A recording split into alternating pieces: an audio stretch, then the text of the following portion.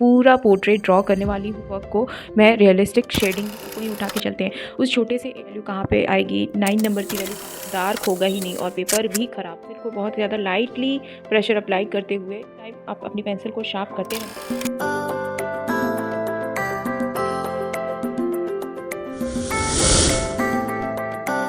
Hey, hello friends, welcome back to my YouTube channel. So, how are you all? I hope you all are doing good and doing a lot of practices, right? तो चलिए आज का lesson start करते हैं। तो पिछले की video में मैंने बताया था कि पोर्ट्रेट को, किसी भी पोर्ट्रेट की रियलिस्टिक ड्राइंग किस तरीके से करनी है। तो लास्ट वीडियो में मैंने आईज़, नोज़ और माउथ, इन सारे फीचर्स, फेशियल फीचर्स के ऊपर वर्क किया था। तो आज भी मैं उसी को एक पूरा पोर्ट्रेट ड्रॉ करने वाली हूँ और उसको, उसके पूरे फीचर्स के साथ उस पूरे वर्क को मैं रियलिस्टिक शेडिंग भी करने वाली हूँ, ठीक है। तो आप देख सकते हैं यहाँ पे जैसा जो पूरा प्रोसेस मैंने शेयर किया हुआ है पहले कि किस तरीके से ड्रॉ करना है। शेडिंग के ऊपर भी मैंने 2-3 वीडियो बना रखी है कि किस तरीके से किसी भी अपने सब्जेक्ट के जो फॉर्म होता है उसको किस तरीके से कैप्चर करते हैं, जो एक 3D फॉर्म होता है उसको किस तरीके से कैप्चर करते हैं और उसमें किस तरीके से अपने शेडिंग को लेयर वाइज लेयर किस तरीके से ऐड करते हैं। तो आज उसी चीज़ को एक पूरे वीडियो में क्लब करके एक पूरा रियलिस्टिक वर्क आज मैं बनाऊँगी। तो आप देख सकते हैं जो प्रोसेस है मेरा ड्रॉ करने का, उसी प्रोसेस के थ्रू मैं यहाँ पे अपने वर्क को ड्रॉ कर रही हूँ। जो मैंने बताया था पहले, लुमिस हेड को ध्यान में रखते हुए जो ब्लॉक इन हेड जो प्रोसेस होता है, इस टेक्निक को क्या बोलते हैं, कंपैरेटिव मेजरमेंट्स। तो उसी प्रोसेस के थ्रू मैं अपने साइड्स को, जो भी हमारा वर्क है उसके डिफरेंट साइड्स को मैं एक दूसरे के साथ कंपेयर कर रही हूँ और ड्रॉ कर रही हूँ, सिंप्लीफाई कर रही हूँ स्ट्रेट लाइन में, ठीक है। तो आपको यहाँ पे पूरे कर्व्स को नहीं देखना है, आपको सारी चीज़ों को स्ट्रेट लाइन में पहले सिंप्लीफाई कर लेना है, ठीक है। जो भी स्ट्रेट लाइन आप डाल रहे हो, आप कोशिश करें कि जो लाइन जहाँ तक जा रही है, एक लाइन उसको वहाँ तक ले जाएं पहले, है ना। छोटे छोटे कर्व्स आपको नहीं देखने हैं, सिंप्लीफाई करके लंबे लंबे स्ट्रेट लाइन में आपको सारी चीज़ों को सिंप्लीफाई कर लेना है, मतलब मार्किंग इस तरीके से कर लेनी है, ठीक है।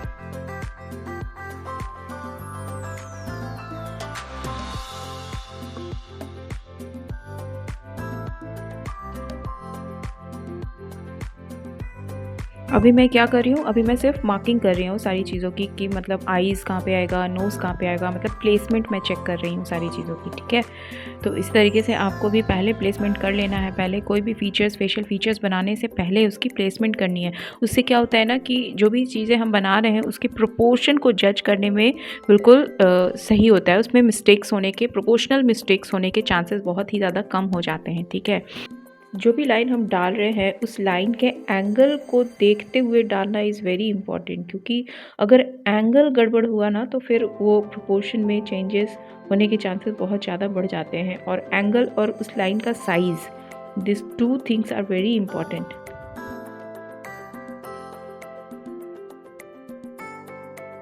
तो इस पूरे प्रोसेस को बहुत ही ज़्यादा डीपली अच्छे से मैंने एक्सप्लेन किया है कि किस तरीके से पोर्ट्रेट को ड्रॉ करना है फ्री हैंड, ठीक है। ये पूरा प्रोसेस मैंने बहुत ज़्यादा एक्सप्लेन किया है रियल टाइम में, तो आप उन वीडियो को जाकर देख सकते हैं। मैंने एक प्लेलिस्ट बना रखा है इससे रिलेटेड, पोर्ट्रेट से रिलेटेड, कि पोर्ट्रेट को किस तरीके से ड्रॉ करना है और उसमें वैल्यू को किस तरीके से समझना है। तो आप इस प्लेलिस्ट को जाकर ज़रूर से देख लें, ठीक है।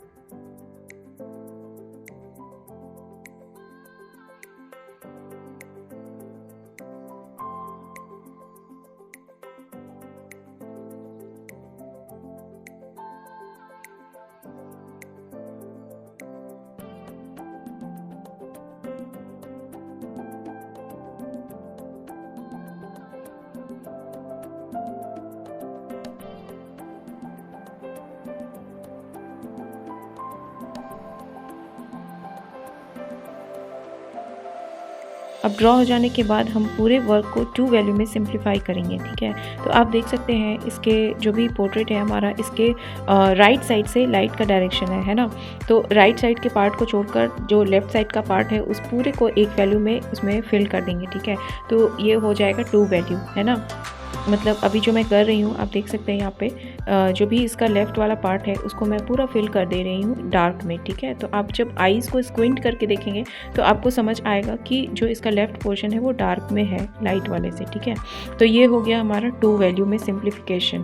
तो अब धीरे धीरे हम इसी वैल्यू को 4 वैल्यू में कन्वर्ट करेंगे। तो मतलब मेज़र हम अपने पूरे वर्क को 4 वैल्यू में कन्वर्ट कर सकते हैं। मतलब जो लाइट वाला जो पार्ट है, लाइट फैमिली का जो पार्ट है उसमें उसको हम फिर एक हाईलाइट और सेंटर लाइट में आप कन्वर्ट कर सकते हैं। जो लाइटेस्ट पार्ट होता है, जैसे जो राइट साइड का जो पोर्शन है उसमें जो चिक का जो पार्ट है वहाँ पे आप देख सकते हैं लाइटेस्ट है, वहाँ पे लाइट जो है वो बिल्कुल डायरेक्टली फॉल हो रहा है ना। तो वहाँ पे उस पोर्शन को हम हाईलाइट बोलते हैं। तो उसको हम हाईलाइट और जो बाकी का पोर्शन है उसको हम सेंटर लाइट बोल सकते हैं। तो जो लाइट फैमिली का पार्ट है उसको हमने 2 वैल्यू में सिंप्लीफाई कर लिया, हाईलाइट और सेंटर लाइट में। और जो डार्क वाला पार्ट है, जो शैडो फैमिली का पार्ट है, उसमें डार्केस्ट जो पार्ट होता है जिसको हम कोर शैडो बोलते हैं, कोर शैडो और जो मिडिल टोन होता है उसमें आप उसको कन्वर्ट कर सकते हैं, है ना। तो मेजर हमारा वर्क क्या हो गया, 4 वैल्यू में कन्वर्ट हो गया।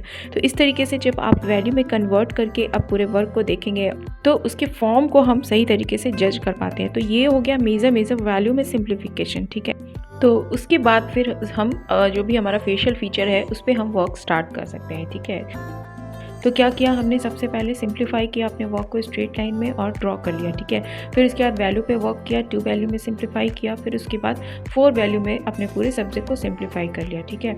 अब हम क्या कर रहे हैं, अब हमने फेशियल फीचर के ऊपर वर्क स्टार्ट किया है। तो यहाँ पे भी आपको वैसे ही करना है, सिंप्लीफाई करना है। अपनी जो भी लाइन्स आप डाल रहे हैं उसको आप सिंप्लीफाई करो पहले। तो जो भी फीचर्स आप ऐड कर रहे हैं, जैसे मैंने यहाँ पे आइज़ के लिए बनाया, तो यहाँ पे मैं क्या कर रही हूँ, स्ट्रेट लाइन में ही सारी चीज़ों को, जो भी जो कर्व्स हैं उसको हम स्ट्रेट लाइन में ही मैं यहाँ पे डाल रही हूँ, ठीक है। और इसी तरीके से धीरे धीरे बिल्कुल लाइटली प्रेशर को अप्लाई करते हुए आपको अपने जो भी स्ट्रोक्स आप लगाना है, आपको पेंसिल के जो भी स्ट्रोक्स हैं उसमें बहुत ज़्यादा लाइटली प्रेशर अप्लाई करते हुए आपको लगाने हैं।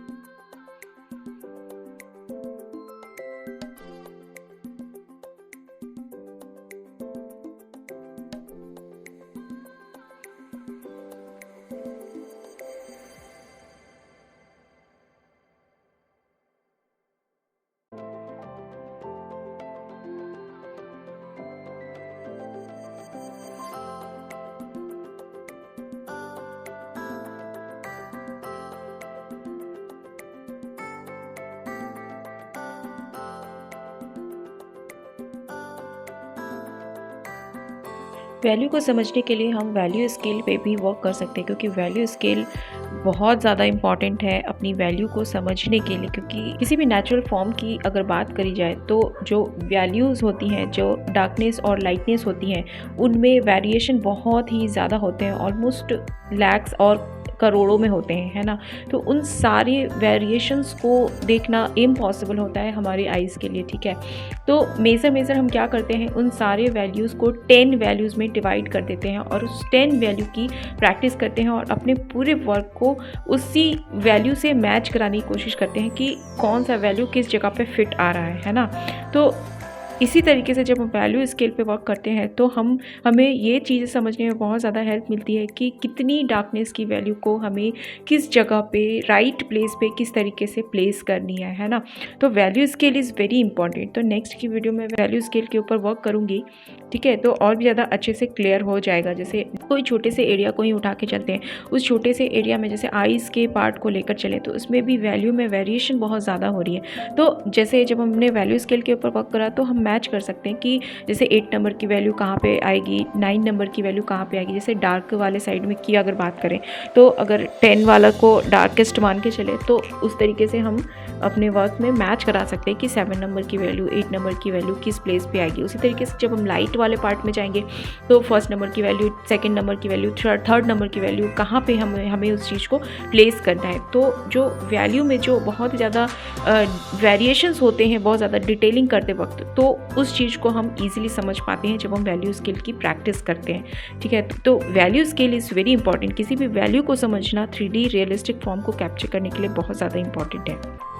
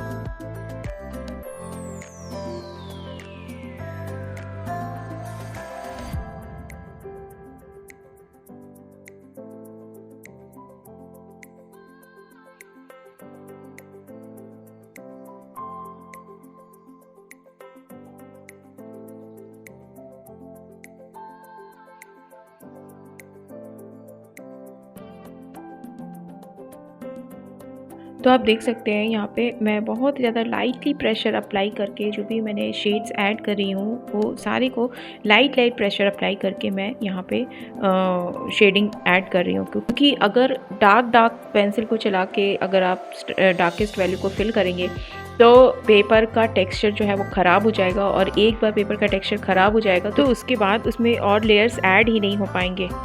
चाहे उसके बाद कितनी भी आप शेडिंग ऐड कर दो उसके बाद वो डार्क होगा ही नहीं और पेपर भी ख़राब हो जाएगा, है ना। तो हमें क्या करना है, तो हमें पेंसिल को बहुत ज़्यादा लाइटली प्रेशर अप्लाई करते हुए चलाना है, ठीक है।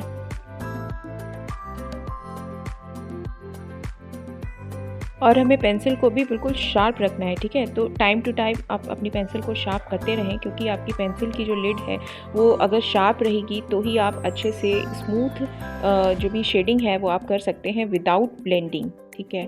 तो जो स्मूथनेस है वो आपकी आएगी जो आपकी पेंसिल की लिड है उसको शार्प रखने से और लेयर्स ऐड करने से।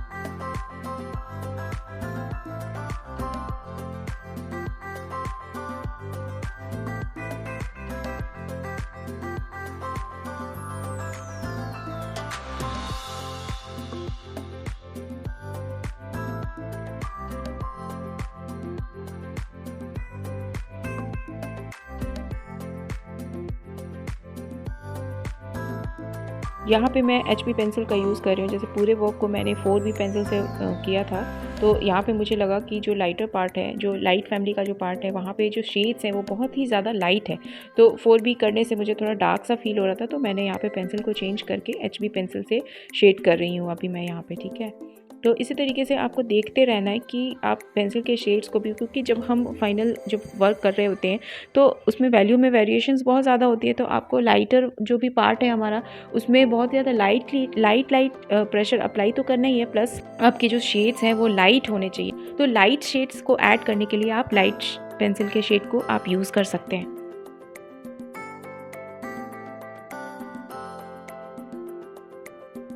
तो जैसे कि मैंने पहले की वीडियो में भी बताया था कि जब हम शेडिंग ऐड कर रहे होते हैं तो हमें अपने जो भी फेस है उसमें जो भी हमने ड्राइंग के लेवल पे जब हमने जहाँ पे भी मार्किंग करी थी, तो हो सकता है वहाँ पे एग्जैक्टली ना हो, हमने ड्रॉ किया हो, वो उसकी मार्किंग बिल्कुल एग्जैक्ट ना हो पाए। तो आपकी ड्राइंग को भी हमेशा बीच बीच में चेक करते रहना है। जैसे मैं यहाँ पे अब मुझे लग रहा है कि जो फेस है वो थोड़ा ज़्यादा वाइड हो गया था, है ना, तो उसको भी मैं चेक करूँगी और उसको भी मैं चेंज करूँगी। तो इसी तरीके से आपको बीच बीच में अपनी ड्राइंग्स के पार्ट को भी चेक करते जाना है, जो भी मेजरमेंट्स हमने ली थी उसको चेक करते रहना है, और अगर कुछ भी डिफरेंस लगे तो उसको आपको चेंज भी करना है, मॉडिफाई करना है, ठीक है।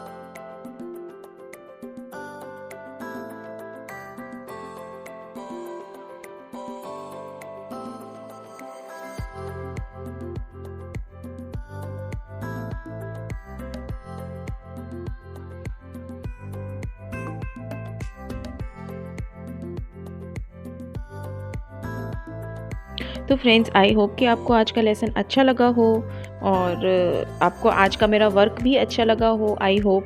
तो अगर आपको मेरा वर्क अच्छा लगा हो तो आप प्लीज़ मेरे इस वीडियो को लाइक कर सकते हैं, और अगर आपको थोड़ी सी भी वीडियो इन्फॉर्मेटिव लगी हो तो आप प्लीज़ इस वीडियो को शेयर भी करना, ताकि ये और लोगों तक भी पहुंच पाए, है ना। और इसी तरीके से आप प्रैक्टिस करते रहना, because practice is very very important, और हाँ, in right direction is very important, है ना। तो इसी तरीके से आप प्रैक्टिस करते रहना। और हाँ, अगर आपको मेरा वर्क अच्छा लगा और आप मेरे साथ जुड़ना चाहते हैं तो आप मेरे चैनल को सब्सक्राइब कर सकते हैं।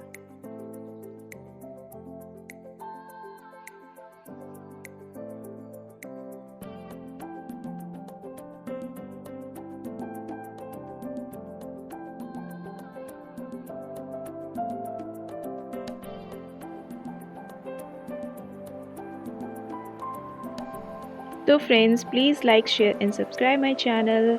मिलते हैं फिर नेक्स्ट वीडियो में, तब तक के लिए bye bye. Thanks for watching my video. Keep watching, keep practising.